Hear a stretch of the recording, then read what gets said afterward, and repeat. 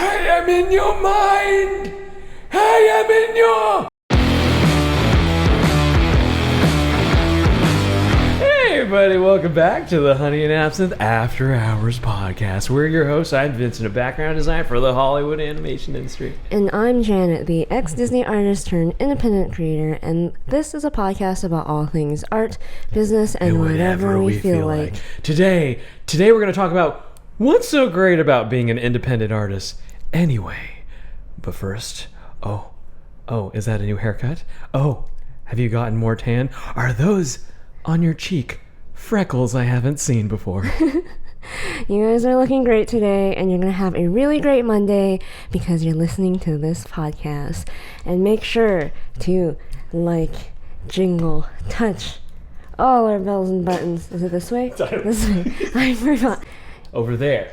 It really helps us out. Please and thank you. Thank you. Have you been doing anything interesting in the video game world? You're kind of bored of Skyrim now?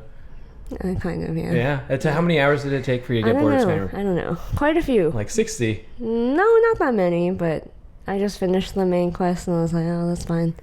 Look-y, I got kind of bored of Mass Effect. I think I just binged it too hard. I'm just trying to take a break. And I've been doing the side missions, like, kind of religiously because I just don't want to do the main mission because I want to deprive myself of fun. And it just stopped becoming fun. So I just took a break from that. Yes, why did we come up with this topic? Well, I was noticing a lot of trends in media and on social media and the difference in the two things and what people want. And I was thinking, like, man, again, because our brains are kind of wired to, I was thinking, like, about what people want, about what we're trending towards. And there are a lot of things you can point to in entertainment, in social media, where you can kind of see these hints. And I think it's really, really important to notice these things. I mean, I can't not notice these things because we're artists. It influences what we do. Yeah, and if you want to be a quote-unquote successful artist, or just someone who's like knows what people want and knows how to communicate with people, you don't want to be old and irrelevant, at least in or out of touch.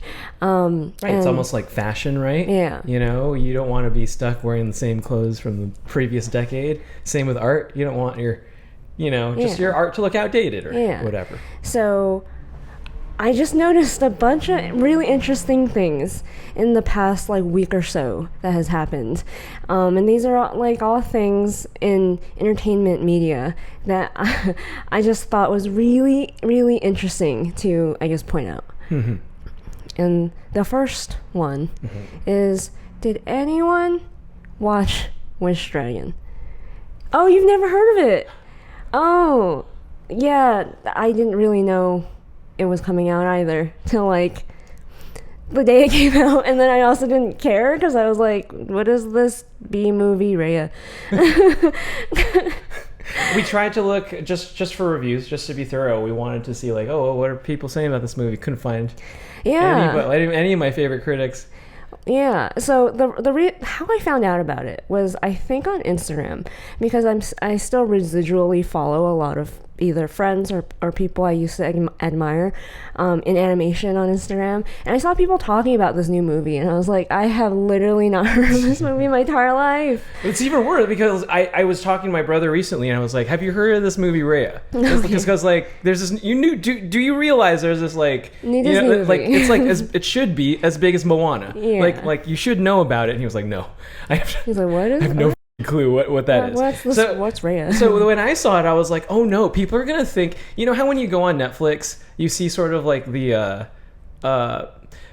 I think you told me that there are studios that make kind of knockoff versions of the blockbuster movie in hopes that you click thinking it's thinking it's the main movie. Yeah. And that's kind of what that movie looked like. What it felt like, because we don't have Netflix, but we borrow friends, and we looked at it. He even puts leech. Yeah, for all the people leeching off of him. So I remember we browse these things just to see what's like new and what people are watching. But honestly, we always revert to watching Criterion or something. Yeah, like for example, like we couldn't find you wanted to rewatch because you're on this PTA binge, and we wanted to rewatch There Will Be Blood, and then we just went on all the different services that we have obtained accounts for, and we found Netflix has There Will Be Blood. We even watched The Master. We paid for it. We didn't realize it was on Netflix. But we were on, I think actually we were on Netflix because we were trying to find some PTA movies. And then I saw, is that Pink Dragon again? It was like, oh yeah, I think I've seen that on Instagram or something. Yeah. By our coworkers or something. Isn't that like marketing though? From our not like any kind of billboards or ads. True. It was like from coworkers. Oh, interesting. Or former coworkers for me. I've not seen a single billboard for this film. I've not seen a single YouTube ad for this film. It's like the studio didn't spend money on it. On the advertising. And usually when that happens, it's because the studio is putting it out to pasture. Doesn't believe in it. Yeah. Doesn't believe in it. We kind of know that it's not gonna do so well. But so I saw it and I was like, what is this weird B movie? I'm not even throwing shade right now. That was my first instinct was it's just another fluff show or fluff movie on Netflix because it has Dragon, Pink Dragon. Yeah, that's exactly what I thought. I thought it was a knockoff Rhea movie, and I was like, okay, but then. Again, because I was kind of I didn't care. We went and watched There Will Be Blood, because for the second time. Yeah, because I follow residually a bunch of animation people. I just was force fed. I think I was trying to post something on Instagram, and the first post that was up was I think talking about this movie that they were working on or they had worked on. And I was like, okay, let's check the reviews because I didn't know one, it was a Sony movie. Yeah, and we were like, what? We're Spider-Man 2. Yeah. What is this? What is this? I mean, I'm already a little after being out of animation for a year, I'm already kind of out of touch. But I'm not so out of touch that I wouldn't have known Sony was gonna come out with a new movie. I would at least get served a YouTube ad for it or something, or I'd see it on Twitter or a billboard. For me, it's billboards. It's is it on a bus? Is it on the bus stop? Yeah. When we run or drive around, is it on the side of a bus? I didn't know. So I went and I looked at some reviews just to see what people are saying about it. And like you said, our first inclination actually was not Rotten Tomatoes. It was go on YouTube and look at all our favorite movie reviewers. Yeah, because I want to hear what did Kermode say about it? Yeah. And it could be that these movies come out later for them or something, but I checked Kermode, I checked Stuckman, I checked Jeremy Johns, I checked Movie Math with Maud. I checked everyone that we. I was where's the? Yeah, I couldn't find it.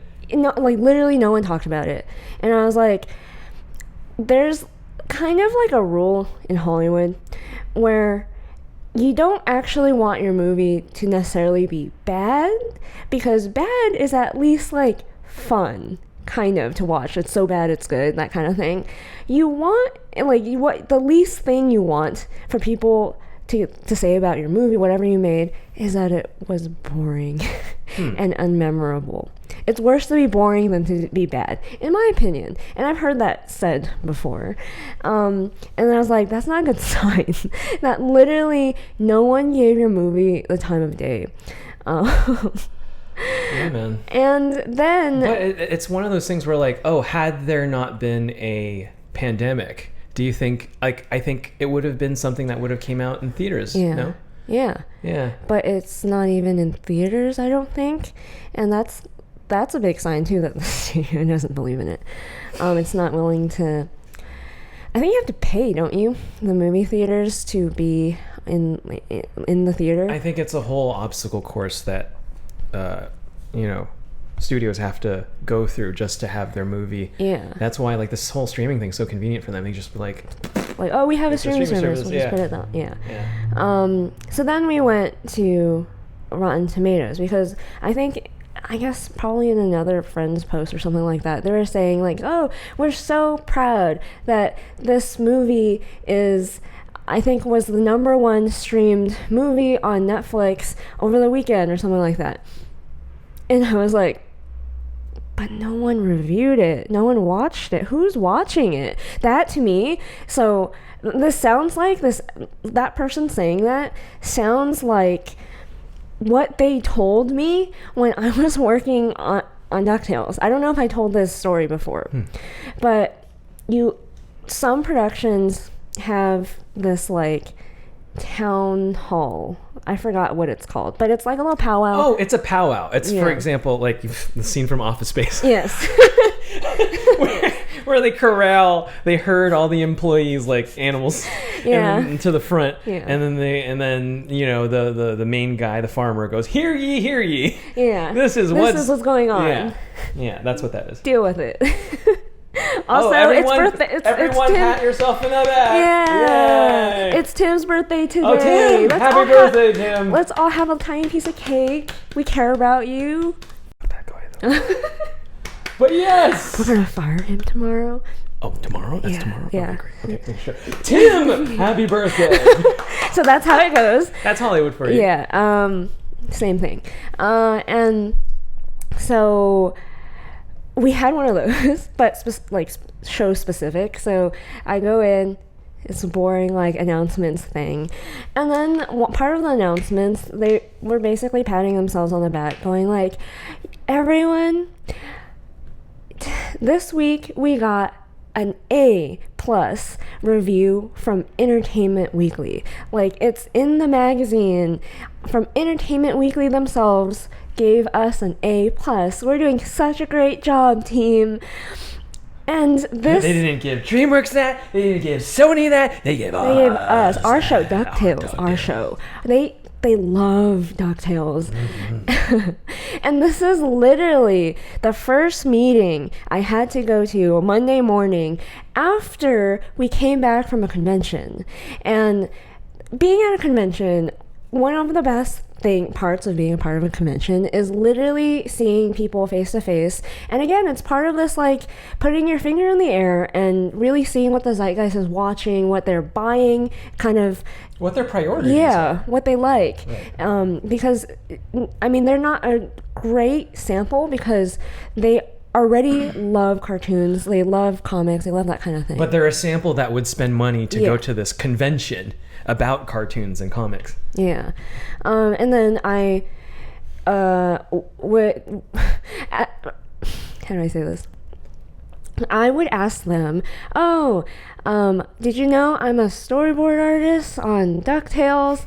And then they'd be like, what? You're young. You're like, too young. Yeah. And I'm like, you're a liar. What do you mean? There were a lot of people who go like, what? You're pulling my leg. Yeah. No, you're not. And then I'm like, yeah, they're like, no, you're not. DuckTales came out like decades ago. Yeah. And I was like, oh no, there's a new one. And then they're like, oh, there's a new one? And then I'd be like, yeah, there's a new one. You watch it or not, I don't really care, honestly. Meanwhile, like, we have this tip jar, right? Yeah. And then we would be like, tip if you like, DuckTales better, or if you like my show better. Yeah. And everyone loves your show. Like, they come by and they're like, oh my god, you work on that show, that's so great, my kid loves that show. And all the kids would be like, oh my god, I love this character from this show. I'd be like, do you know anyone from DuckTales? And then be like, no. Or and I'd be like, oh, I guess that's fine, like, no one knows my show. That's typical, honestly. And so I come to work. We have this meeting where they're like patting themselves on their back for getting an A. Everyone supposedly loves our show, and I'm just like, does everyone on the show not realize no one watches it? Like, the kids, I talk to the kids that are supposed to watch it. They watch Vincent's show. They don't watch my show. I was just kind of like, this is gross. This is gross. And every time I hear like a coworker or someone say something like, oh, it was like the #1 most streamed, like compared to what? Compared to what? Like, compared to all the movies in theaters, did it make the same amount of money? Did it get the same amount of views, the amount of butts and seats or whatever? I don't know. You don't know. Oh, they've stopped giving us numbers, so people who analyze the box office are just kind of like flying off the seat of their pants at this point. Yeah. Trying to estimate what's going to be good or what. Like, I think it's a little sketch and fucked up that the studios aren't giving numbers. Yeah. And then meanwhile acting like everything's fine. Fine. Everything is great. So in order to, I guess, check my own biases at the time and now especially, I think I have a very much more clearer view of what people like now that I'm out of it, now that I can like separate myself from it. One of the things we do is watching movie reviews on YouTube, but also going to Rotten Tomatoes. It's not the best indicator because it can be a little biased sometimes. A little? Very biased sometimes. Yeah. But I noticed this really, really interesting thing about the reviews. So like it's you go to Top Critics, right? Yeah. Right. But like it's for one, it's in the 60s range of percentage. Oh, really? And that's not a good thing for an animated movie. Good thing if it's a horror movie. Yeah. 60 is like used to be my barometer of like, am I going to pay for this movie or not? Like, it has to be. But for like any other movie, at least like above a 70 or something. Yeah. But like that was like 5-6 years ago. I don't trust Rotten Tomatoes. No. I have to go to my favorite critics and listen to them. So already that's not actually a good sign. And then it had a really high audience score, but I also don't really look at that as well. Yeah. But when I would look at the reviews, I noticed that even the good reviews couldn't help but sound like bad reviews. Because you can't review this movie, apparently, without saying that it's derivative of Aladdin. Even when you're giving it a tomato. Even when you're saying it's fresh. And I was like, so let me read you some of the reviews. So you would go down the line on Top Critics. And then this person from the Chicago Tribune and whatever. So Variety. This one is from Film Week, NPR. Like very, whatever. And they rated it a rotten. I feel so indifferent about this whole thing. I forgot it as soon as I saw it. Jeez, fucking savage. Jesus Christ. And then jeez, like we're being polite compared to these people. Yeah. So this is a fresh from New York Times. Okay. Wish Dragon is a transporting experience, but it's far from a whole new world. Damn, that's shade, man. That's not cool. How is that a fresh rating? Like these are people trying to be nice. Yeah, suck. That's savage. What the? And then this one from the AV Club. Though Din's relationship with Long never reaches the level of pathos Disney conjured with Aladdin and the Genie, Wish Dragon manages to offer a different riff on the classic Be True to Yourself narrative. And like it just goes on and on of just like, it reminds me of Aladdin, but like not as good. And I was like, man, it's almost like a homework assignment we had when we were at college. Yeah. So like, we know a lot of the people who worked on this movie. We do? Yeah, we actually do. Oh. And we know of the director, first-time director. Should I say his name or no? I mean, whatever you want. I'll refrain. Okay. But like, when I noticed this trend of this is basically just an Asian version of Aladdin, I was like, oh, this is a homework assignment. Color and story. Yeah, from Art Center. Yeah. So I want to be honest. Uh-oh, here we go. I hated this class when I was in school because... it's a beloved class, by the way. Yeah. So this is like blasphemy to anyone who went to our school. Yeah, and like for a lot of reasons, because I just think a lot of the things taught in it is a bunch of bullshit. But one of the things you do in that class is he gives you a story, and you take that story, and what he wants you to do is to transfer it into a different culture. So like, let's say you were given like Cinderella. He would make you pick a different culture, let's say Asian, and put it on top of that Cinderella based story, so it's like different enough that it's a new movie. Yeah. Right. And for example, for my class, we had Moulin Rouge, and I thought like it's a little kind of too much of a culture shock if I suddenly made it, because it's a French story, I think, or at least like Baz Luhrmann's version was like, oh, this is like fun in France, we're in this big old thing. So I was like, oh, I'm gonna put this in Italy. And then in the class, you're supposed to be like, oh, the kind of the culture you choose kind of informs the style, even the colors. So I was like, in Italy, they had the Italian horror scene, I think in the 70s. So they called that giallo. And Paranorman was heavily inspired by that stuff. It's where you get like the crazy heavy like teal and purple kind of gel light stuff. So I was like, oh, that's great.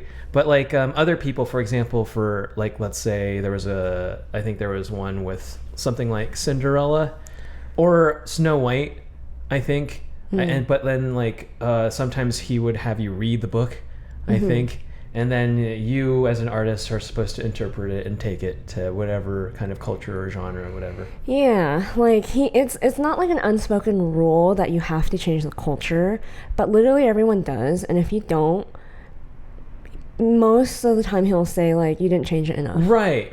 You don't like, that's about like if it were, for example, a Cinderella, and you made it in like, what you would imagine typically Cinderella to be like, really olden times, and like there's a castle and all that stuff, he'll be like, oh, that's basic. Yeah. Because like you didn't use your imagination. Like, use your imagination.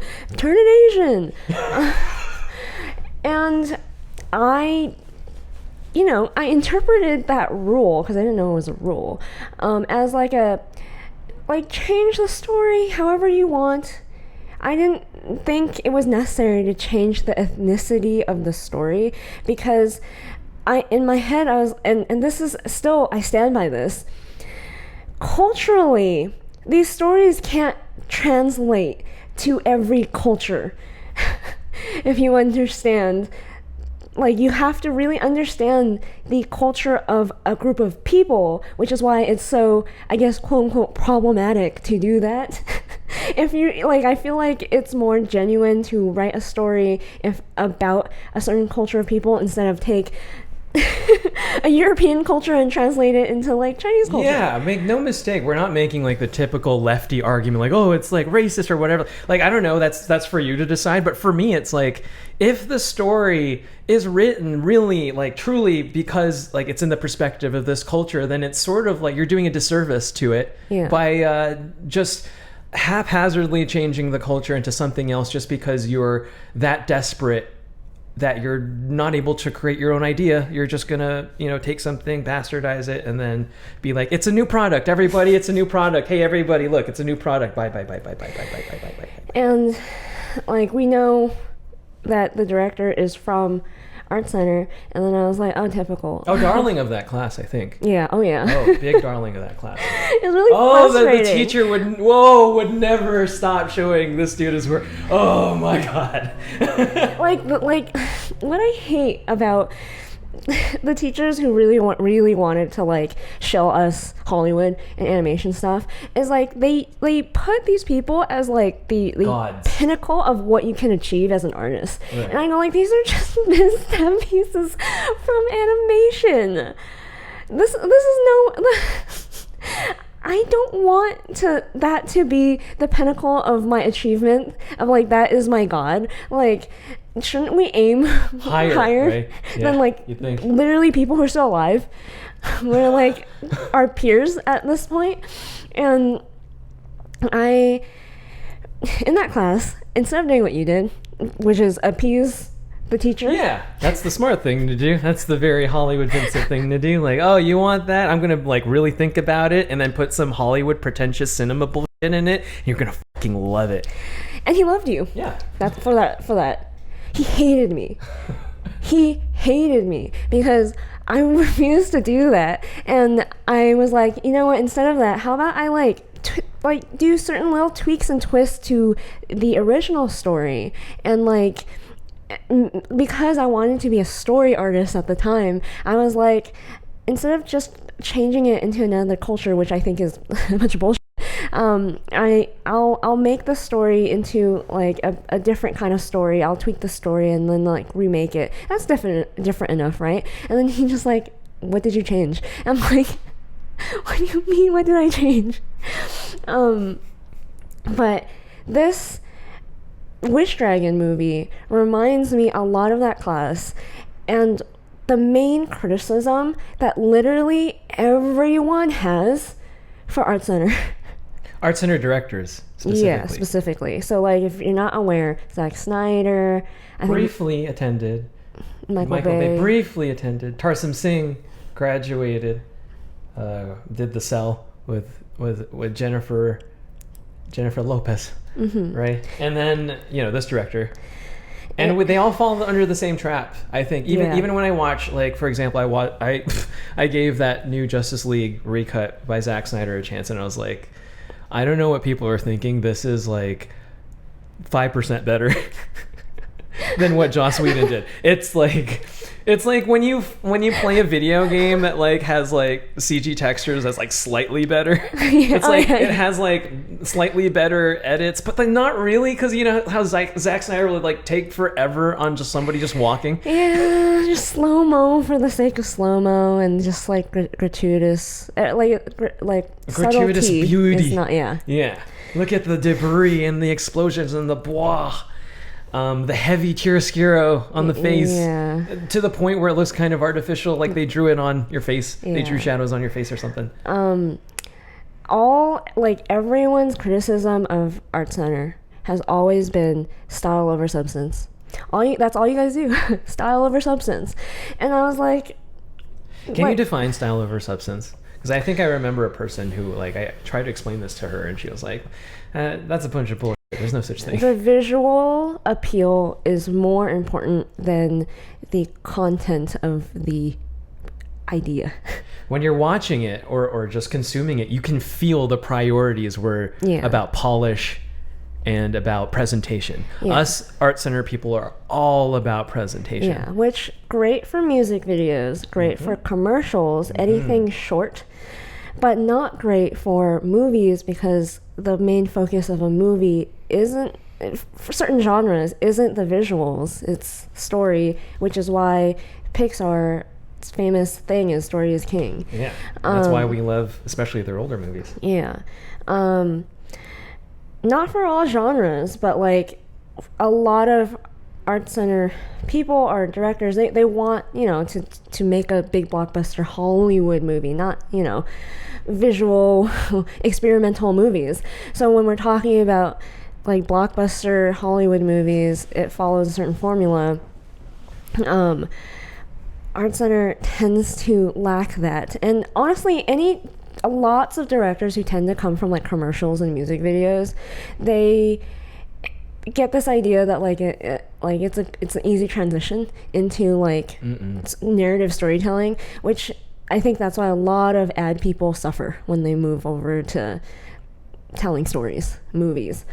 And I was just like, it sucks to say, but like I wish there'd be like an Art Center person to like remove the stereotype. One day. Please. But today this movie was not that day, apparently, because I haven't watched it. But I would assume so when literally both sides of the aisle are reviewing this movie and basically saying lots of people, I think, in the reviews say it's beautiful. Yeah, they say that I will not say that. I'm sure it's very beautiful. Yeah, but it like 60s for an animated movie. That says what it says. Like it's a very like lukewarm movie, which is really sad because what that first reviewer said is true. If it's lukewarm, especially for an animated movie, it's forgettable. And I was like, you don't want to do that. You don't want to like basically make an Asian, I'm not sure what ethnicity it specifically is. I think it's like Shanghainese or something like that.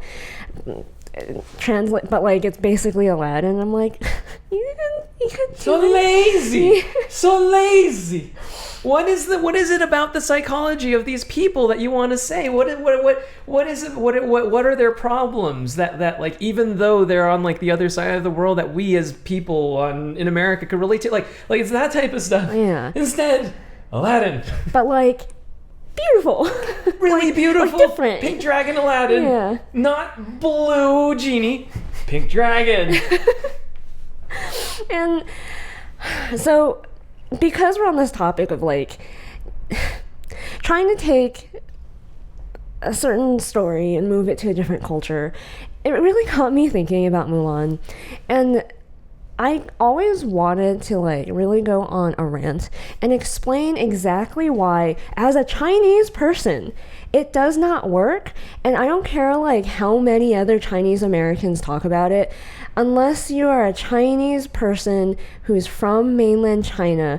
And for me, I feel like I don't even truly understand the extent of it because I am Chinese American, but like my parents are from mainland China. Unless you know that struggle and the culture that comes with it, I don't think you truly understand why Mulan failed. And it's exactly that. It's like, it's actually a little bit more kind of racist. Please take careful care in explaining.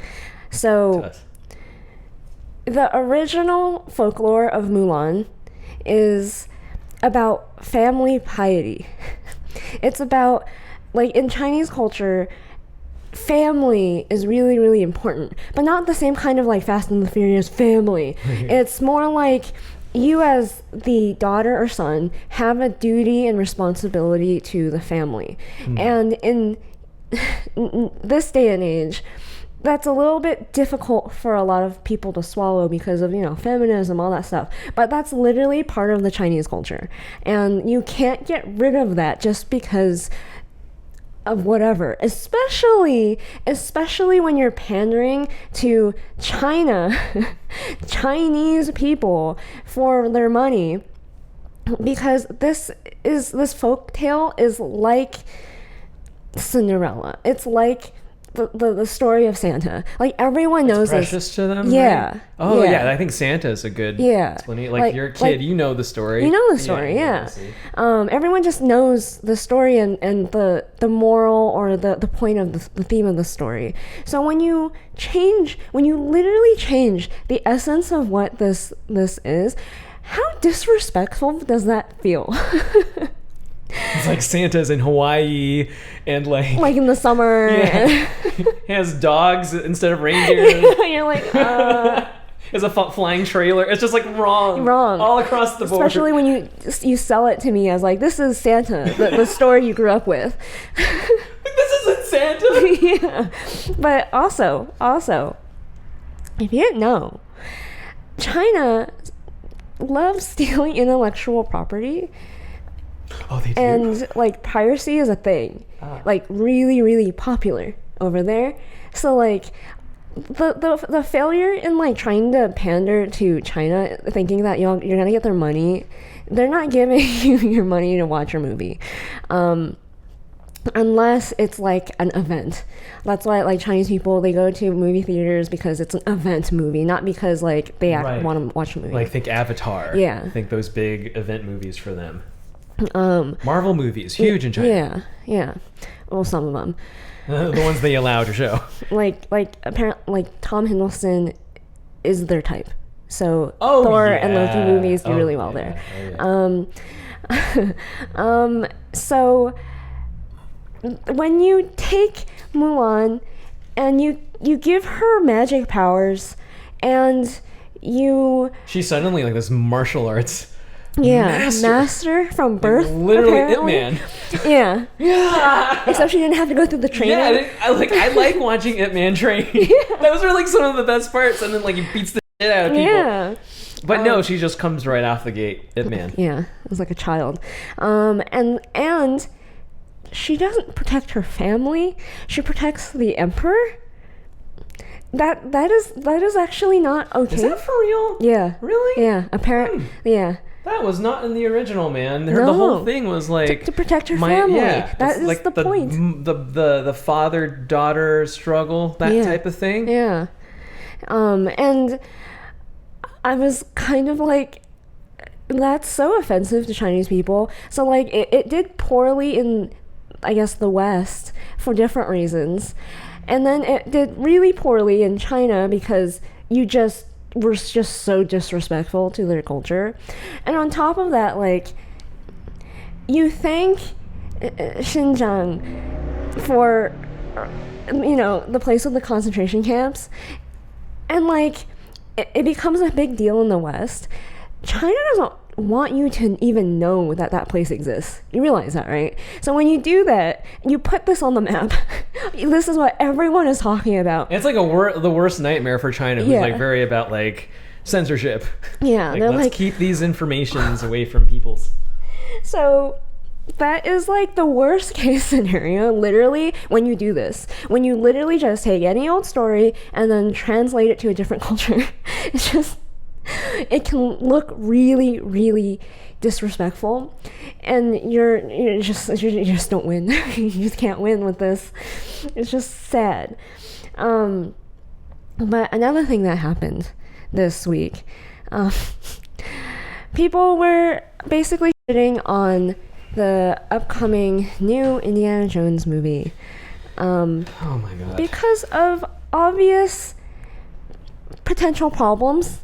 I think these are honest critiques. Honest critiques. Like Harrison Ford, a little too old to be slinging the whip and dangling off of for dear life. A little too old for that now. Yeah. Sad to say. So people are just like giving their dismay.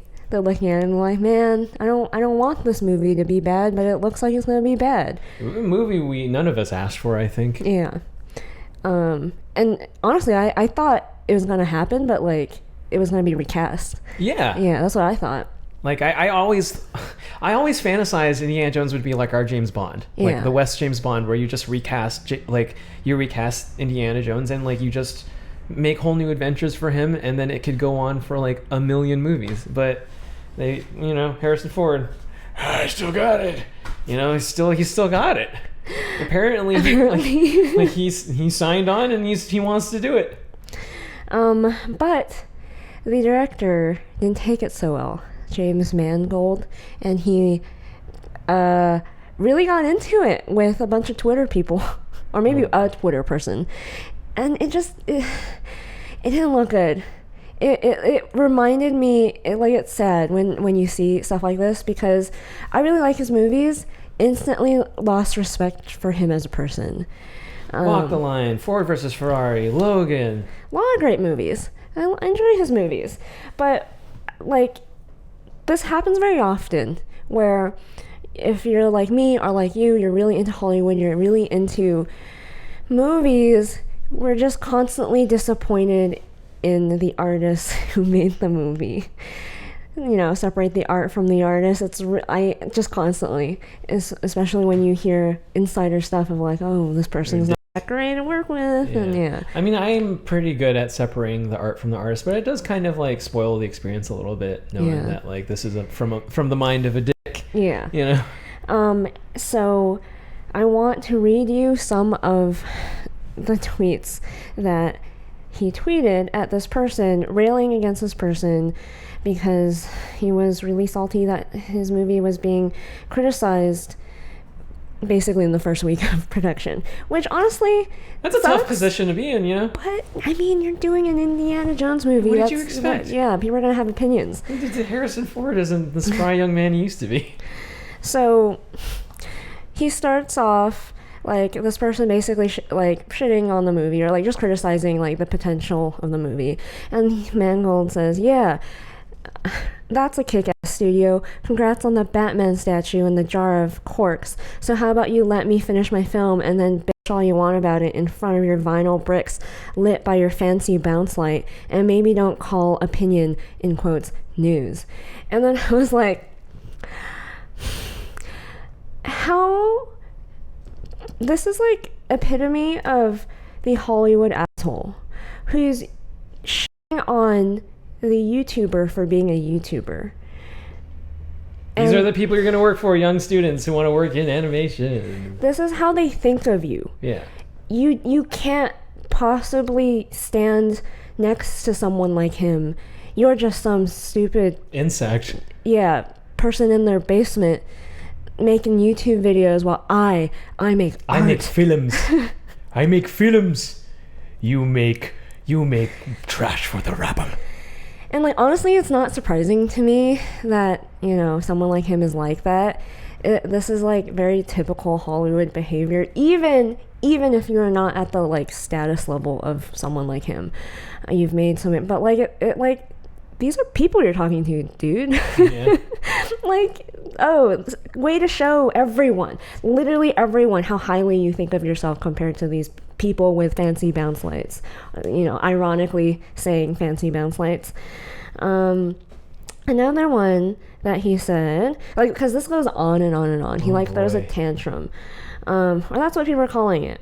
And he, the person critiquing the movie was basically saying like, oh, I have experience in Hollywood, so like that's why I was critiquing it. And then Mangold goes, tell us about your Hollywood experiences, Matt.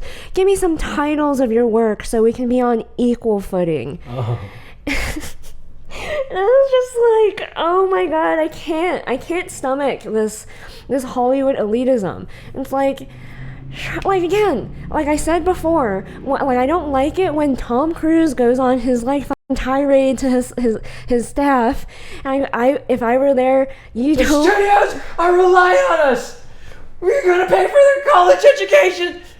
And I honestly, like, you know how crazy I am, apparently, that like if Tom Cruise did that to me, I'd be like, okay, f*** you, then I'm gonna leave. No, like, I'm a human being, you can't treat me that way. Clearly, Mangold has some feelings about, you know, being somebody. And you're not a human being unless you've directed Logan.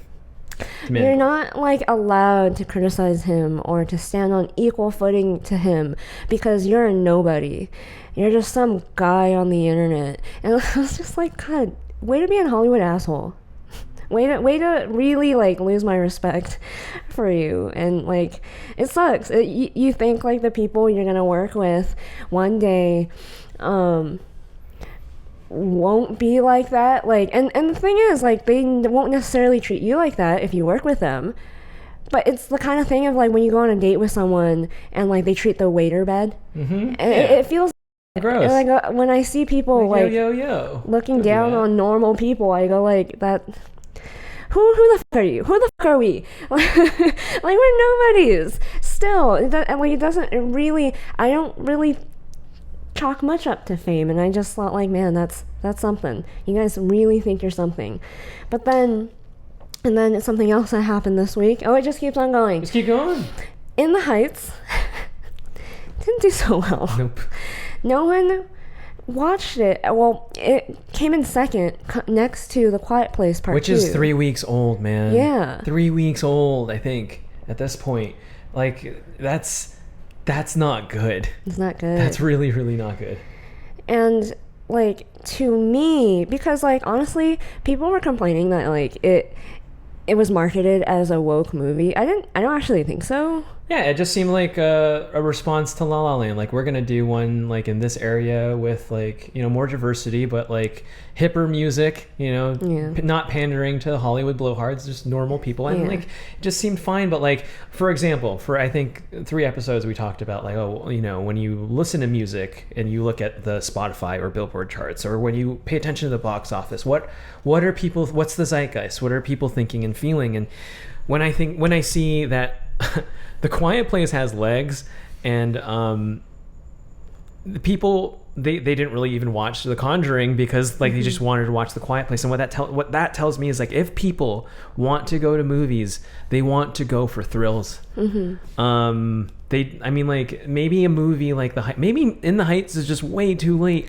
La La Land that would have done great had it come out like at least 2 or 3 years after La La Land, because like, you know, there's some, you know, properties kind of riding off that like that high. Like I think Marvelous Miss Maisel was very inspired by like, oh wow, beautiful Jacques Demy inspired art direction. Well, let's try to do that. And I just feel like a lot of these movies coming out are too late, and they belong in the version of reality where the pandemic didn't exist. Yeah, because it was like height of decadence. People wanted all that like joy and dancing and all that stuff, but when you put a movie like that out now, it feels a little tone deaf.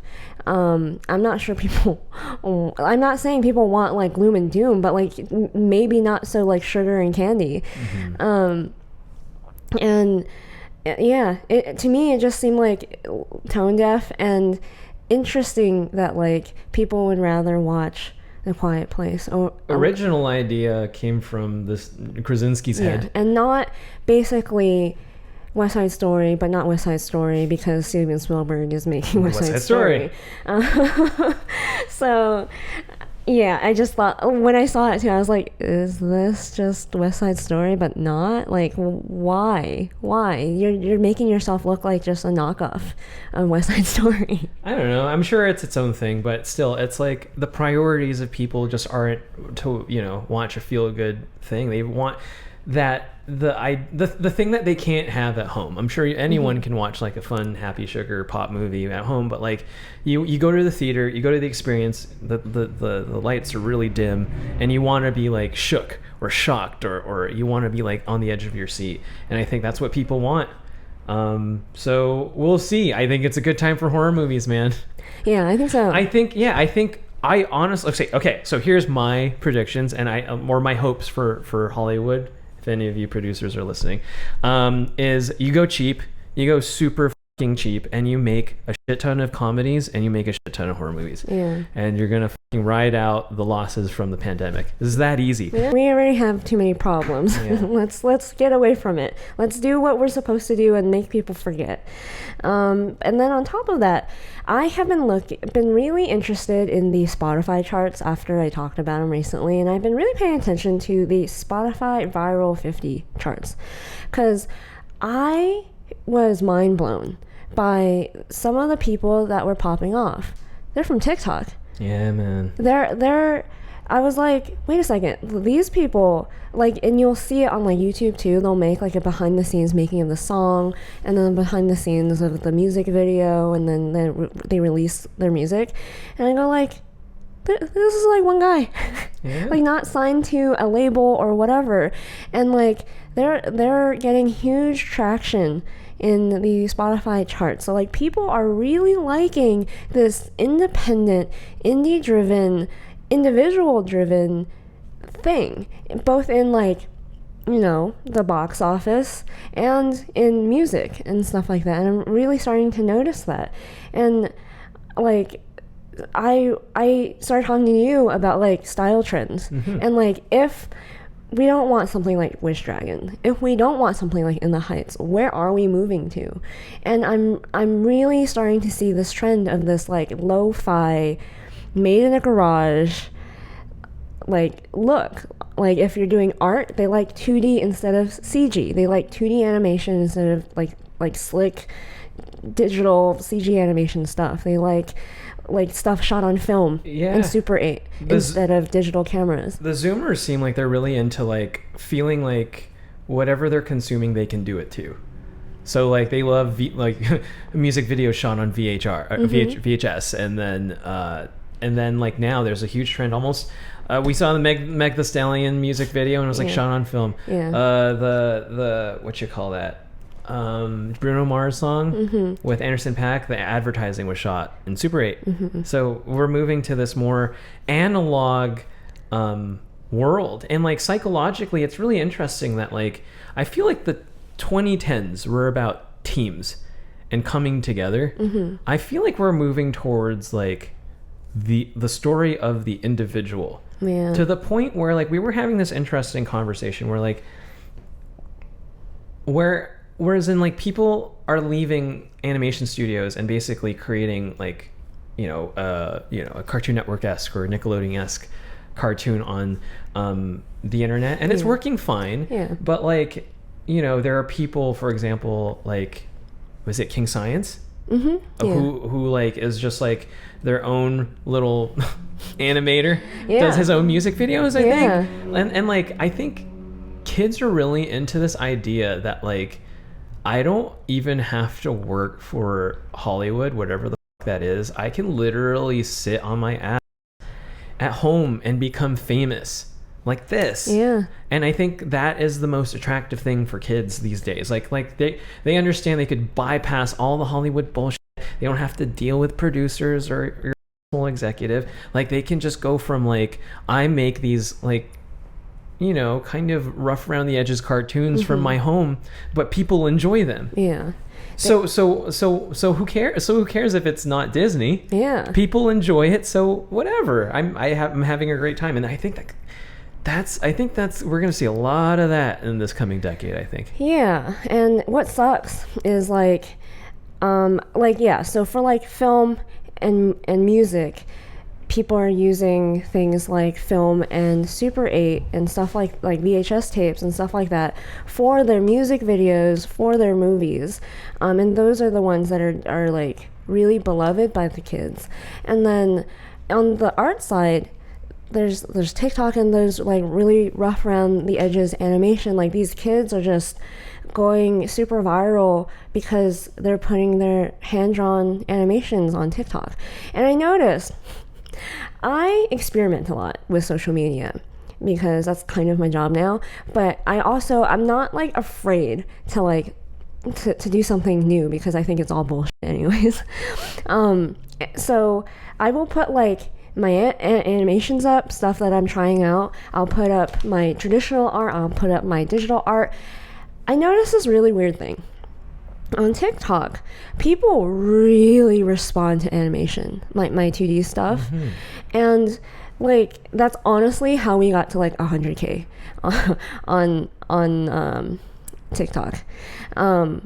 You did a slew, like I think just like a small little handful of animated TikToks, and that's all it took for you to blow up super fast. I have no interest in doing that full time, so I was like, I'm gonna do something else.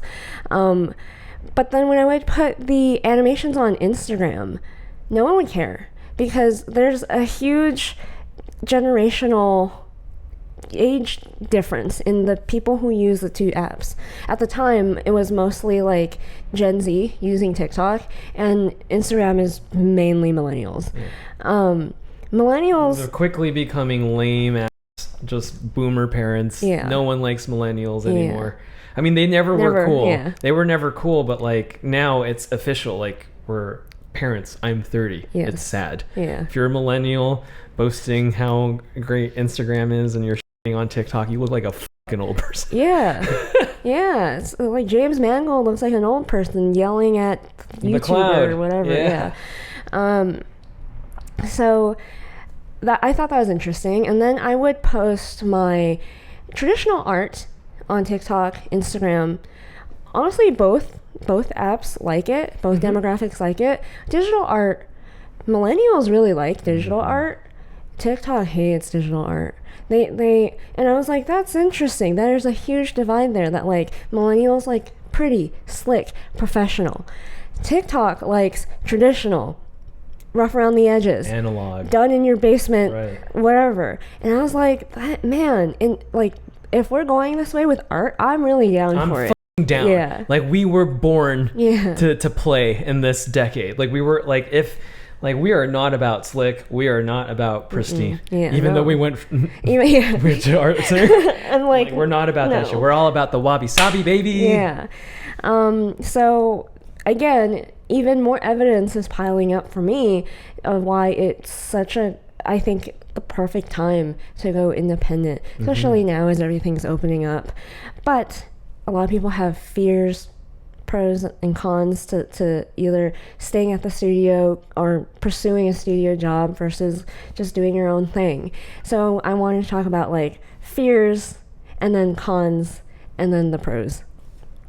So first, main fear that like a lot of people have is keeps them from leaving their job, let's say at Disney or DreamWorks. Yeah, is that like people are ruled by this idea of like professionalism.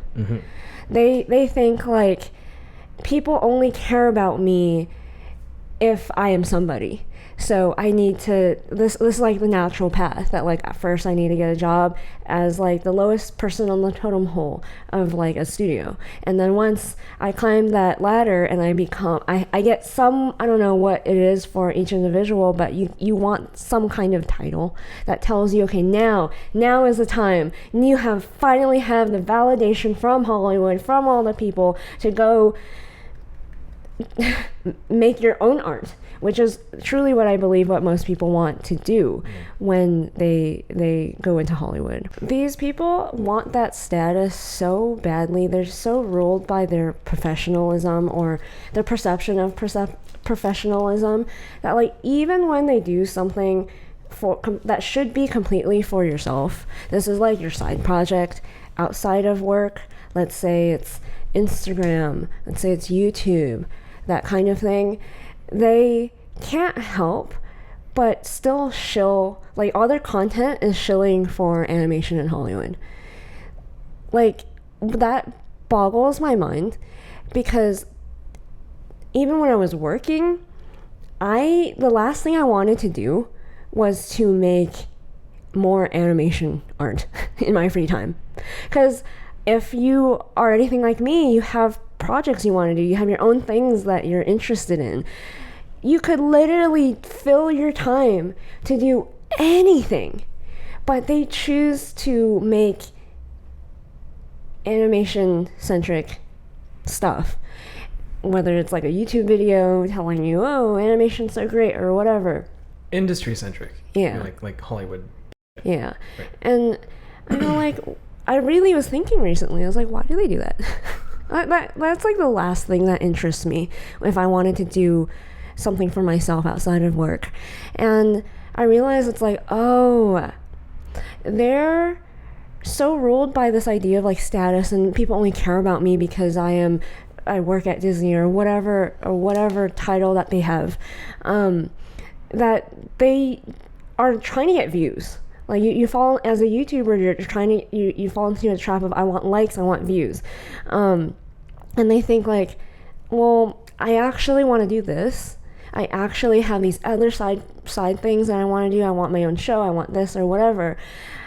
And instead of doing that, they choose to do the thing that they think will get them the most views.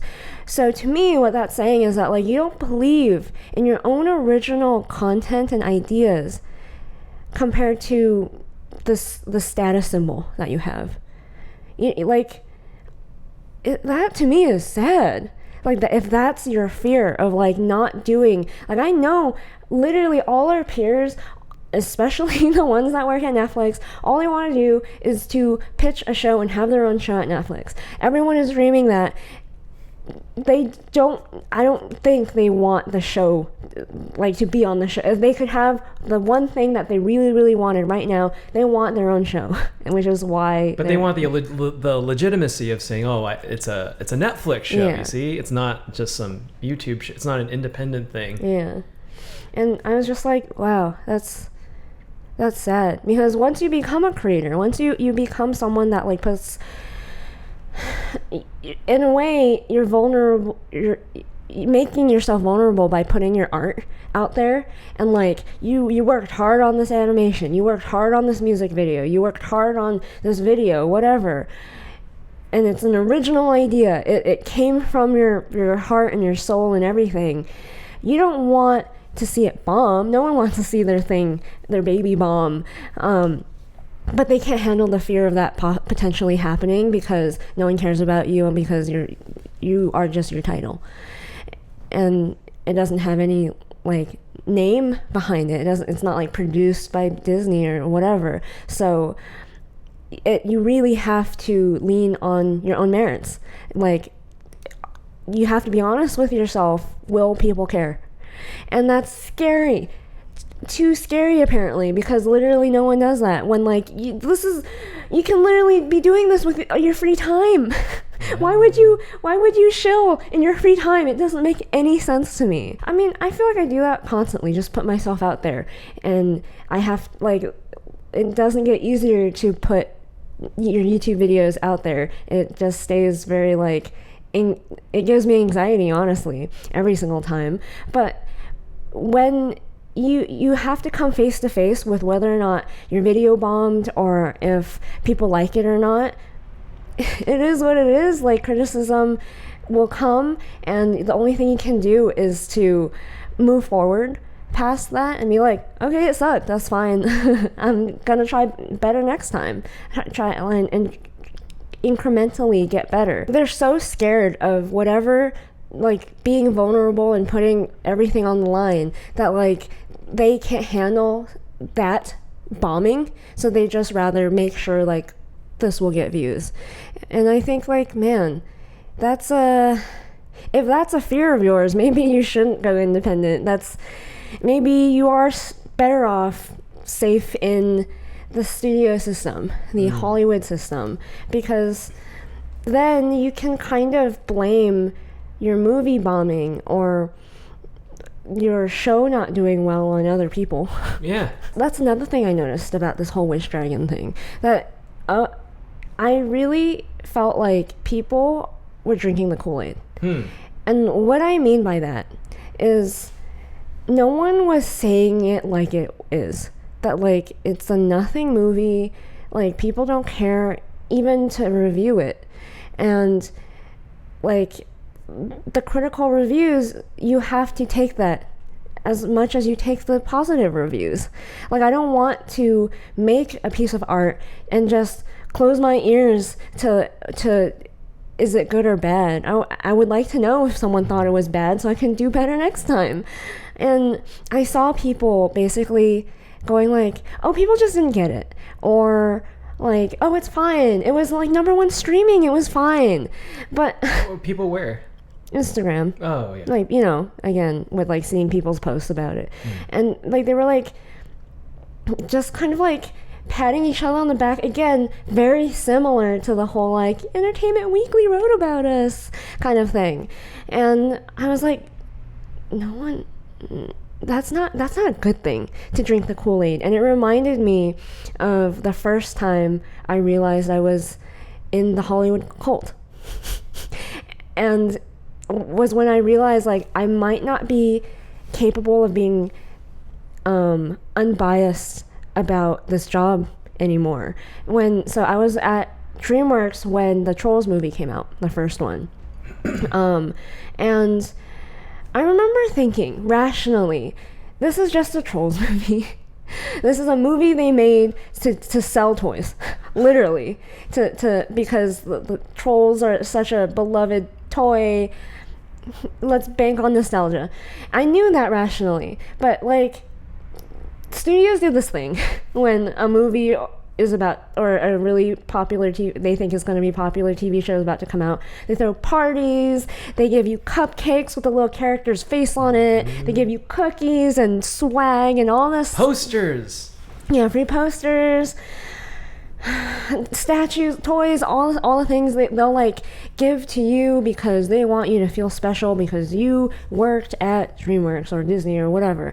So they did that. We had a big I guess it's called like a launch party for the Trolls studio wide. They have music, dancing, events, food, desserts, all the things.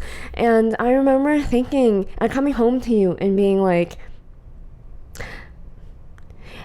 am I drinking the Kool-Aid, or is Trolls a good movie? And then you were like, it's Trolls. You're drinking the Kool-Aid. I think Trolls might be a fine kids movie or whatever, it's fine. But like when we think great animated movie, I think of How to Train Your Dragon. Yes. I think I don't know, like just Toy Story 3 for me personally. Yeah. Like it's just like movies that I think like are like exceptional. Trolls will be like I don't know. It's a movie. It's like Shrek 3. Yeah. You know? Yeah. Like that. But the studio was making me feel like it was the next like Dragons. It was Dragons. Yeah. Right. So I was like, I'm drinking the cult. I think I'm part of a cult. I literally was like, I rationally understood that, but I didn't. Let me tell you what it's like at a smaller studio, because it's funny, you were working at DreamWorks and I was in the same exact position doing design for Starburns, which is like a smaller, almost like in a garage like studio, and like after work we would have beers out and tacos from the taco place, in the corner, and we would watch, the latest animatic or something after. And it was never like you had to. It was always just like, I have no one to come home to. Let's just hang out and have a good time, drink some beers. And then that just feels so natural. Yeah. But when like you're looking all over the place and there's the new brand that your company is like trying to peddle to you, the people that work for the people who work for it, as I don't know.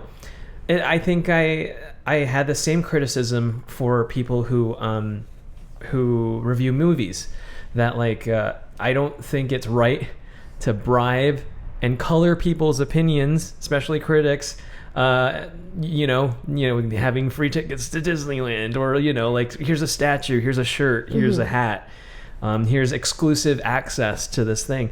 And it's just like, that's like, I want a very unbiased opinion, like in a jury, like unbiased. I don't want like somebody who like is only saying good things because they know they don't want to let the people who gave them free shit down. It's reciprocity at the end of the day. And honestly, it's reciprocity if you're aware that's what is happening.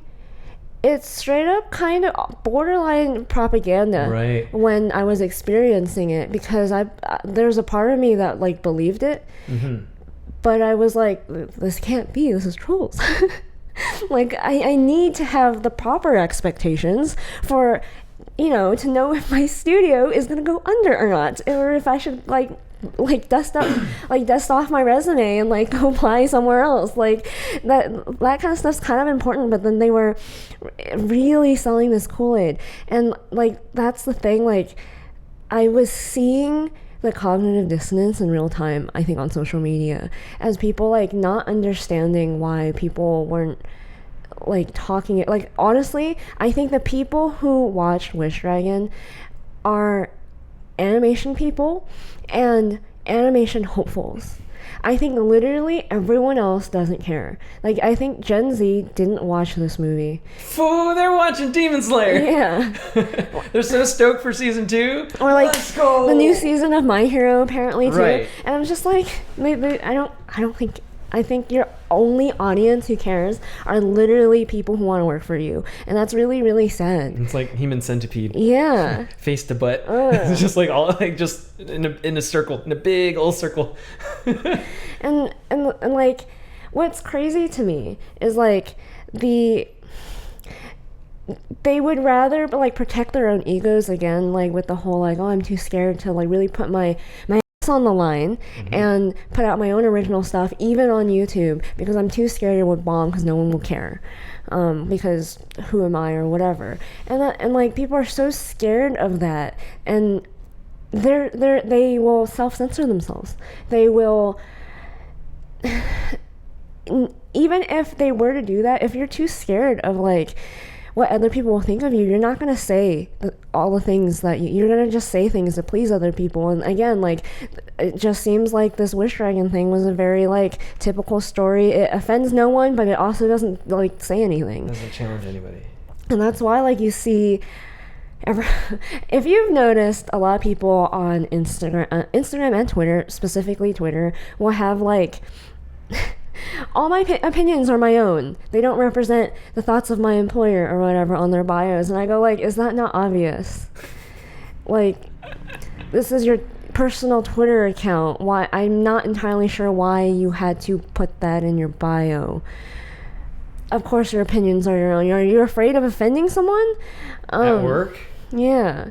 And I'm just like, that is so clearly how much these people care about how you perceive them and how they can be better than you and be perceived to be better than you. Because, like, another thing that they do is just, like, post a history, a long list of all the different studios and productions that they've worked on. And we're like, I'm not sure you have interacted with real life in a while. Because if you've gone to a convention like we have, like, literally no one cares. Most people don't even know what studio has made what property. Yeah. They just care about the property, and at most they don't know who's working on the property. They kind of will care about the voice actors even more than like the people who design the thing. Yeah. And like at this point, we're at a point where, like, even if you put a movie like Wish Dragon in your bio, literally people be like, what? Why is that in your bio? What is that? I don't know. Like, but like they can't see past themselves. Like, this is what they value, so that's what they're gonna put in their bios. And I think, like, that's so silly. And then another fear that they have of, like, because this is kind of the natural path. You, like, go into Hollywood and then you, like, maybe one day you can direct or whatever. They will look at someone who is doing it, who is doing the independent artist thing, or choosing to, like, not play by those rules, and they'll kind of be like, I took the bullshit, all the bullshit that we all know now, that, like, this is a very, very elitist corporate ladder climbing industry. It is what it is. I dealt with it, why can't you?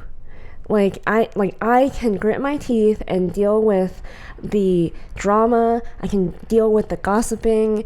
People stepping on you. Yeah, because I want to work at Netflix so that I can one day pitch.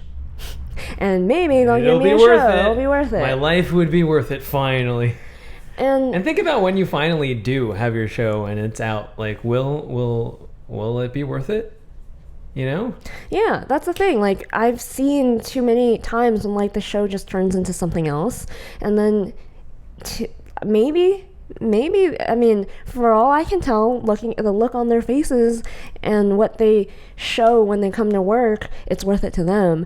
But I'm trying to look at, like, the character designs and the story and what it could have been so many times until they finally iterated all the individuality out of your property. And then I just go like, oh, that sucks. It could have been so cool. But that is not how they behave publicly. Everyone, I don't care who you ask, they want something. That you don't come to Hollywood and you don't risk everything to work in Hollywood to not want something. You know what I mean? Like that. Everyone that I've ever worked with either wanted to direct someday, wanted to art direct someday, or wanted a TV show of their own. Wanted a TV show or movie of their own. I don't care who you ask and how much they deny it. This is what they secretly want. And everyone has their own individual line that they're not willing to cross. But you'd be surprised how many people are scheming, ladder climbing people. That's the nature of this job. But like publicly that's not what they're saying. Mm-hmm. publicly, I've noticed a lot, like, the tune has changed. Oh, from like people were like, are saying we're like, oh, you are one to talk, you know, that type of thing. Yeah. Just all over Twitter or Instagram, and we go like, oh, these people are going through a rebranding phase. Yeah. They went from asshole douchebag to like, I care about my underlings. Yeah, I want the best for people. And I go like, if you guys knew these, like, the people who are most vocal about this, being like so good to the underlings. Yeah. They're like the worst. They're literally like the gossip that has gone around about these people, and like how people hate working for them and under them. You would need to rebrand. Yeah. You would absolutely need to rebrand. And I'm shocked that they so publicly, like, it's because I know, like, the people who work under them, like, have lives. They're not on Twitter. These people know that, like, they can get away with it. They can literally go on Twitter and be like, I want the best for everyone. I strive to be, like, a caring boss. And there's a lot of talk about how all we want in animation is to kumbaya, and we all just want the best for each other. No. What do you think about that sentiment? No. Fucking lying. Like, you're lying so hard that I, like, reading that stuff, I, like, dry heave a little.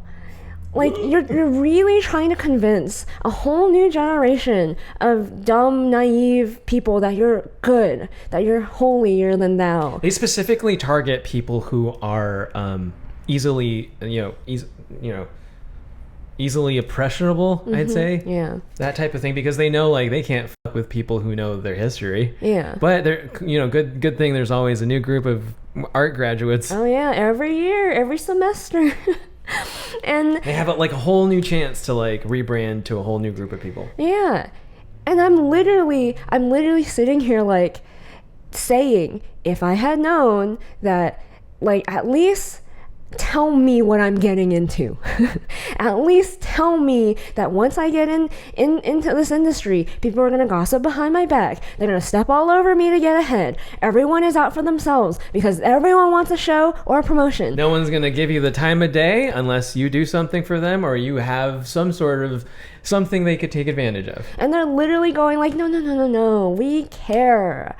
We don't, like, I know bad things have happened in the past, but we're trying to be better. I know you've heard a lot of things, but there's a lot of experiences. Literally said by the same exact people who are bad to people. I'm like, wow. I mean, I guess if this is the hill you're willing to die on, I mean, it doesn't change anything though. Like, it doesn't change reality as much as you want to, like, you're just gonna make another one of me. you're just gonna get another Gen Z who's gonna be like, fuck this shit. Fuck you, man. Fuck you, I don't need this shit. I got the internet, bitch, and I'm talented. So, how talented are the people who work in Hollywood? I think they're very talented. And what are the odds of them catching success if they all quit and became independent artists? Very high. Very high. I agree too. Yeah. I agree too. I really, like, all these fears we just mentioned, I'm just like, if you just reframed your mind, changed your idea of what success looks like, and maybe stop giving so many shits about what other people think of you and what is, like, how successful you need to be in order to be anything, because there's always going to be the James Mangolds of the world looking down on you. But are you going to let them rule your life? If you are, then Hollywood's perfect for you. Like, if you need that, if you need to tell your parents that, like, you have credits, you on that wall of names that scroll really fast at the end of a movie, then, like, that's what you want. That's fine. Because that's the con of becoming an independent artist, that, like, you don't have the glory. No. You don't have the names. Not for a long time. But, like, it's like every success is your own. Well, yeah, every success and failure is your own. You don't get to say, like, oh, this big studio is carrying my name. Mm-hmm. As if your accomplishments, if I worked at Disney or DreamWorks and put that up, it's almost like it's not about the art that I do, it's about who I work for. That's why I'm becoming famous on the internet. And I think people are too afraid to actually say anything, so they just lean on that. And, like, all we're trying to say is like, why? Yeah. You're like so many people were like talking to you, like commented at you when you did your Why I Quit thing, and then they were like, oh, but you're so young. And that's what I say to you. You are all so young. You are so many people. We are cockroaches compared to how talented some of these amazing people who work in the industry are. And all we're asking is like, can you like make something that we could watch that would be fun for us normal people to watch? And like that, it seems as though that's not going to happen if you're going to pitch it to Netflix. Yeah. This is only going to happen if you have the fucking guts to leave and make shit right now, because fucking kids are in their bedrooms drawing on Procreate and becoming 1 million times more famous than your fucking ass could ever be. Yeah. You will be nothing compared to some of these famous fucking kids on the internet just doing it. Yeah. And you're fucking hiding behind your cubicle and your fucking DreamWorks name because you're too afraid to actually say anything. In fact, instead of like trying to say anything, you're trying to rope a whole new generation of kids to like not say anything too. I really don't understand like what benefit they get from doing that. Like, some of these people don't have online courses. They don't have like, maybe they teach some classes, but I'm like what's in it for you, bro? For you to do this to another person? I don't understand. And like that's the thing. Like, it's not cool until you make it. Like that's the thing. Like, I remember hearing about Tonko House like before they were in the running for the Oscar for animated short category, and like, literally, I forced you. I took you to a screening of it, and I was like, "Wow, look at this! It's amazing." Look at people on their passion, their side hustle outside of Pixar. These are all professionals who work in the industry too, like, and this was sort of like their little passion project. I was like, look at them. They did it. They put their little short film on the circuit, and they like screened it to a bunch of people, somehow got into the Oscars. Unusual story. It gets kind of dark and morbid like in the middle there. I really appreciated that. But you know what fucking won that year? What? A fucking short about some fucking loser who got broken up with and his fucking dog. That's what fucking won. Can you believe that shit? I was furious. I was so angry. And that year, especially because I think that was the same year where I think Kaguya, How to Train Your Dragon 2, and I think it was Big Hero 6 or some bullshit, some Disney bullshit. And like, I was like, in my heart, I want Kaguya to win, but I know it's gonna go to dragons. Yeah. And then that year it went to the Disney movie, and I was like, you're fucking kidding me. Yeah. So the fucking Disney movie and the fucking shitty short about the loser who, like, a millennial who gets broken up with is not really an epic story. It's not really much of anything. But that wins over this amazing story about like this little guy who's been picked on and kind of is like thinking like, you know, I can make you feel how I feel. I love that the story. So like when Feast won, which was more, Feast was like a animation test to me. When Feast won, I was fucking furious, man. And then seeing I think it was Dice talking about like, oh, like basically having a very respectful conciliatory speech of like, we'll get him next time, Chief, that type of thing, where it was like commendable, very Hollywood, very respectable. If I were him, I'd be like, fuck these fucking assholes, they robbed this fucking Oscar from us, man. We're gonna fucking get him next time, right? We're gonna fucking go to work next week on the next fucking project. We're gonna show these motherfuckers who pause. You told me I would have pulled a fucking Kanye on there. I fucking would have. I would have been like, no, motherfucker, my movie's better than that bullshit. You would have gone up there. And that's why that's why I don't make anime. That's why I don't. You don't. No. That's why. No. You should never work for me. I would have these incredible outbursts of emotion and make a scene on Oscar night. I'd be like, what? like you see how when people win Oscars, you see all the losers clap. Yeah. You see like all the other people who made shorts clapping, like all the European people being really respectful, just so happy to be flown here, and me going, fuck!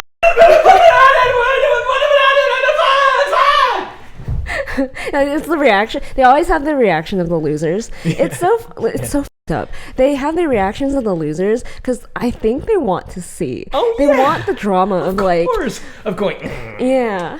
Sour faces. Or like a graceful like Meryl Streep won. Yeah. Again. Well, who was I to believe I could beat Meryl Streep? Yeah. That year again, it's another one of those like. We realized we were in a cult because before then there's no meritocracy. Yeah, we realized there was no meritocracy in the award show because that year in particular we really paid attention. We were working in Hollywood at that point, and it was kind of honestly a bad year for movies. So it was sparse. It was very easy merit based to as film people to be like, I'm pretty sure this would win, and we're kind of right for a lot of the other categories in like live action, but it was such a like jarring thing to see. I think whatever Disney movie won and Feast won because it was in front of the Disney movie. It's almost like the people in the Academy don't even fucking watch the other animated movies. No, yeah. And I think we believe that this whole Hollywood game that our peers are running, this mouse wheel of like and this ladder climbing of like I want to be the next big animation person, is just at the end of the day a bunch of bullshit and a farce because no one in the Academy respects the art of animation. Yeah, they don't. Let's just fucking say that out loud so it's fucking clear for all the young people. The fucking Academy does not give a fucking shit. Yeah. Okay, like they don't care. No. Like they'll easily watch the Disney movie and be like, "That's the winner," because that's the one we saw. It's the only one I watched. It's the only one we saw. And like, why strive for excellence in a fucking arena where people don't fucking respect you? What? So you think that you can change things? You in your fucking ego think that you can like go to Hollywood and fucking change how the system is with your magical idea? Fuck these people. These fucking people, show us what you got. Bypass these fucking people, these fucking studio heads and these fucking like Academy people who do not give a shit about this art form, and fucking do it yourself. What are you fucking doing? Like trying to garner some sort of like elitist like by association fame just because you fucking work in whatever fucking studio. Like this is all a farce. No one respects what you do except for the young people who enjoy the art. Right? That's truly what like most I think young people don't understand, that like this is a business. They truly at the core do not care about the art because the people who really matter in this industry don't care about the art.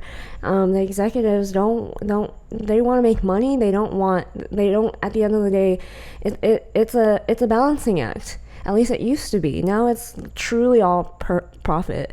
And you as an artist, you just want to get paid to do this, and you think like, oh, this is like the perfect job. Like, I don't necessarily want to do live action, maybe, but like I love drawing cartoons, so I'll do animation. And it's far enough removed from Hollywood that like a lot of people don't even realize it is Hollywood. And because again, it's not treated with as much respect. And then when you go in, you think like, oh, I just want to make cool art. Oh, just kidding. It's nothing about that. Oh, we're trying to sell toys. Yeah. We're trying to sell toys here. So then now we have the pros.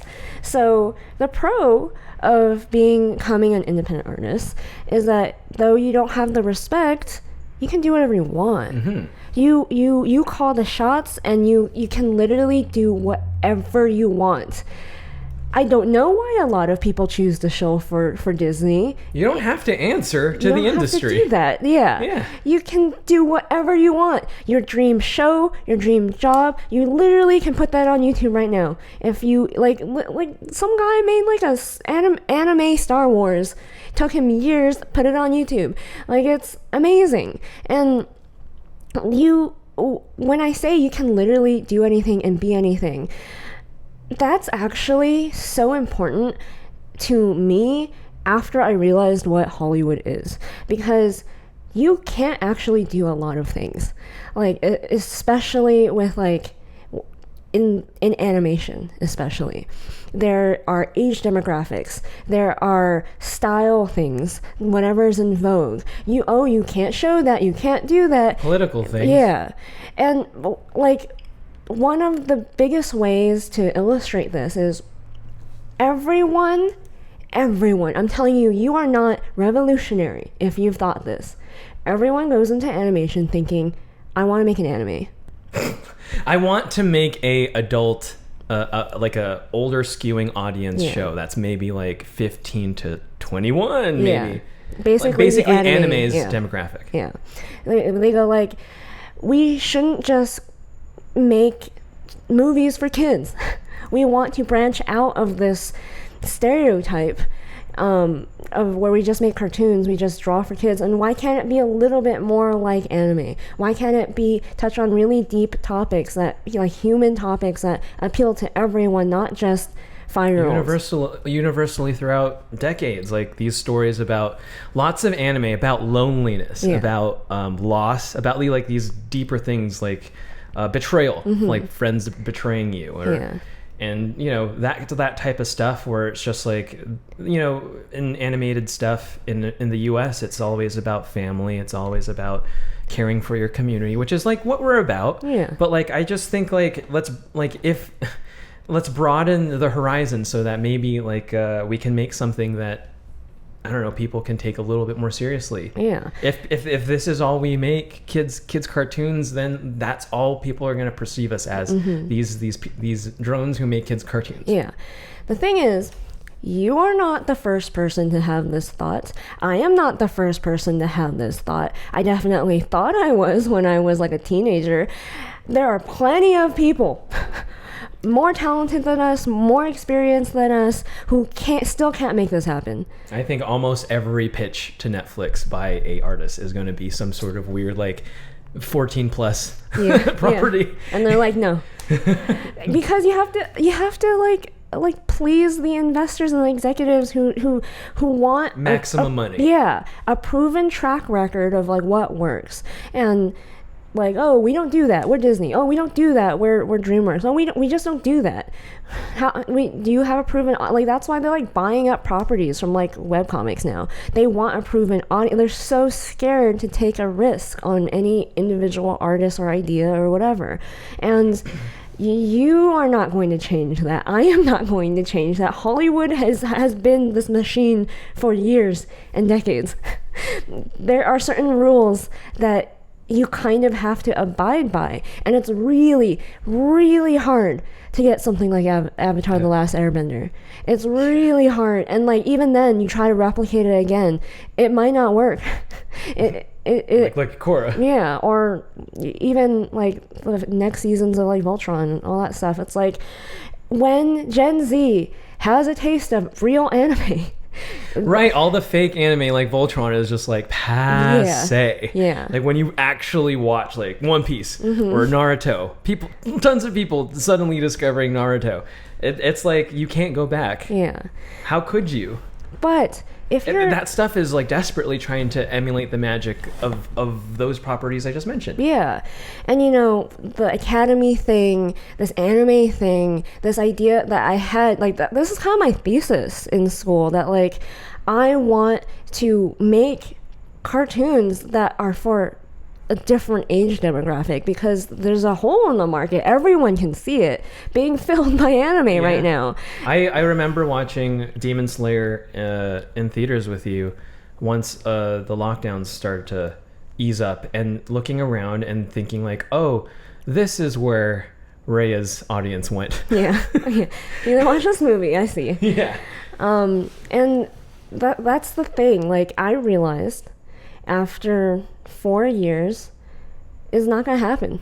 Like it's impossible. It's just impossible. And like I know the fantasy of you in the audience, like thinking that you will grace the entire world with this revolutionary thing, and all of these Hollywood execs will fall in line because of you made the next Star Wars or whatever. I don't think so. No. I think it's like going to be made by like literally one of these talented young people. Independent like I think studios, these independent studios, or even just like the young kids are just going to come out with like some cartoon that they made on Procreate, and it's going to be like Rick and Morty popular, like super astronomically popular. And I'm sure it'll just get like bought up or picked up, but like I think that's where we're going. Yeah. And like that's the thing I realized, like, what am I waiting for? Like, I thought I needed the title. I thought I needed to learn from the bottom up. Like, I didn't think I knew everything. I thought like, oh, it must take a lot of work to be a showrunner. It must take a lot to learn how to storyboard, to become a director, and then finally get there. But I thought I had to learn. But I quickly realized that like that has nothing to do with the job, and that like if I wanted what I wanted, it's not happening the way I want it to be. You'll have to compromise. I'm going to have to compromise, and they're going to turn what I want to accomplish into whatever suits, DreamWorks or Disney or whatever. That's fine if you're okay with that, but I was like, I can technically just do that now. I can technically just quit so I have time to just like do whatever it is that I personally want. For better or for worse, like maybe the criticism is like, oh, but like working in a collaborative environment like that makes things better. Oh, you'd be surprised. You'd be surprised. You really think that's ideally how that's supposed to work, but it's mostly things just getting watered down, which is why a lot of people in animation make comics. It's an individual thing. You can write it and you can draw it, and whatever quirky joke you want to put in it, whatever quirky design, whatever that would not fly if you pitched it to Netflix. You can make it happen. And at this point, the bar is so low to make an animation, even a short film, a video game, an album, on your own. So that's a huge benefit that I think a lot of young people take for granted. They think that one day you'll get enough power to do that in Hollywood, and that's just not. I really don't think that's the case at all, ever. Like, you truly have to be, like, look at George Lucas. he didn't have power. Like, you look at so many people who came up with amazing ideas. Does it look like they have power? Yeah, look at Christopher Nolan. Yeah. I don't know how him and his brother dream up these amazing things, but then, like, they just act behind the artist's back, and because their priorities are their priorities, and us as artists have to put our hands up. And all we're saying is, like, these people then. Yeah. Just do it. Just go. Yeah. Just do it. Also, a pro to being independent, it's kind of liberating to be unprofessional. Oh, yeah. When you literally don't give a shit what anyone thinks of you, you can say whatever you want with your art, with your mouth, on a stupid podcast like this. Like, you can literally say anything. And you'll wake up the next day and you'll be alive. You'll be fine. You'll be fine. I don't know how to explain to a person who has not experienced this, but when you experience it one day, it is liberating to literally be able to say anything, because you can't say a lot of things. No. And it is like self-censorship. I think a lot of people don't realize, like, you can swear in public and your employer won't fire you. Because they swear too. Yeah, like, okay, come on. So how much we swear is literally how most people in Hollywood talk. Not the artists, though. Usually, like, the execs and all that stuff. Yeah. The artists are, like, trying to be good. Yeah. What their idea of a professional, see, like, they grew up all their lives being told, like, you'll never be anybody. So when they're in this position where they're, like, they need to be professionals, they kind of, like, think of, like, oh, this is how I need to be. Meanwhile, like, studio execs are, like, just, like, Yeah. They, we are the ones making your preschool content. Yes. We and our sailor swearing, sailor mouth, foul mouth people. And I don't know if this is a really good way to convince people that like being independent is awesome, but like I find that you are more of an inspiration as a nobody trying to do it than a somebody trying to do it. Because I don't know, like there's this beat maker that you were watching a video. Yeah. It was like an old video of him, and he was painting baseball diamonds. And he was saying like, yeah, this is my day job, but like I go home and I hustle, I make beats, I sell beats. Yeah, and I do everything I can to make it work, and that's the life, and you do what you gotta do. And he said something like, one day I'll be playing beats for all over the world, but right now I gotta do this. And, you know, he is very, like, in my opinion, a very, very famous beat maker.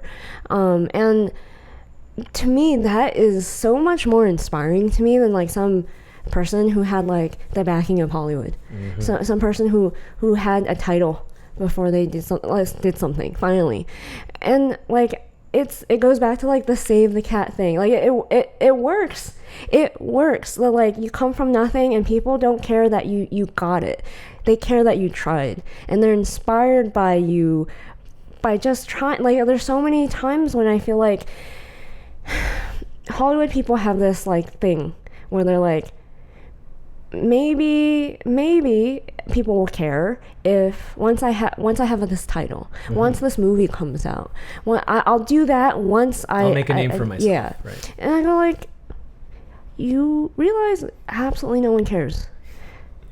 Like, when you go and do your own thing, you're basically starting from zero all over again. You have to get that through your mind and be okay with being able to start from zero all over again. Be humble enough to do that. But instead, they're like, no, I want to be somebody first. I'm like, what? No one cares. You can be somebody now. Like, you just do it.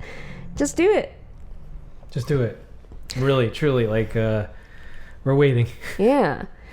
So, to end off this podcast, I want to recommend Tyler, the Creator. What? I have been trying to write my own rap lately, and I've been... As Janet does, spends most of her evenings writing rap, spitting bars, going like... Just being creative. Yeah. But I was like trying. I'm not very good, honestly, but hey, I don't think she's that bad at rapping. You'll see soon. But I was getting really inspired by Tyler, the Creator, because of this. Like he and I would say arguably Kanye had changed the game of what like an artist can be, what a rapper is expected to do, and the type of fame they could obtain. Yeah, like no one expected Kanye to like suddenly inspire fashion. No one expected Tyler, the Creator, to basically be this... He's an indie filmmaker. Yeah. His music videos are amazing. His fashion line is really cool. He's so artistic in everything. In his album covers, in his music, in his merch, basically, and in his films, his little films. And, like, that's what I mean by you can be anything. Like, just because people label you a rapper or whatever, you can literally, like... break expectations. Yeah. The sky's the limit to what you can do and what you're capable of doing if you are brave enough to go independent. Yeah, you could be more than just someone who draws. Yeah. You could be so much more. And that's what we're hopefully inspiring in you. And hopefully we get to see what you make one day. And one day when you make something, leave it in the comments so we can see. Make sure to like, subscribe, jingle all our bells and buttons. If you like this episode, head over to honeyandabsinthe.com. If you would like to help support this channel, make it so that I can keep doing this, buy some merch, and check out these other videos next to binge all our other episodes. And we will see you next time. Bye-bye.